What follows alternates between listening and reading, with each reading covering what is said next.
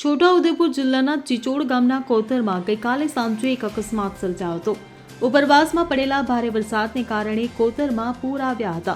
આ દરમિયાન રામપુર ગામનો એક ટ્રેક્ટર ચાલક કોતરમાંથી પસાર થઈ રહ્યો હતો, ત્યારે કોતરમાં અચાનક પાણીની સપાટીમાં વધારો થતાં ટ્રેક્ટર ચાલક વાહન બહાર કાઢી શક્યો નહીં।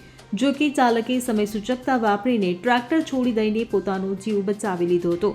છોટાઉદેપુર જિલ્લામાં ગઈકાલે વિવિધ વિસ્તારોમાં નોંધપાત્ર વરસાદ પડ્યો હતો।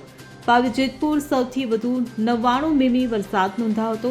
છોટાઉદેપુરમાં 42 મિલીમીટર, ક્વાંટમાં 17 મિલીમીટર, નસવાડીમાં 29 મિલીમીટર, સંખેડામાં 37 મિલીમીટર અને બોડેલીમાં 40 મીમી વરસાદ ખાબક્યો હતો। Bureau report CN24 news.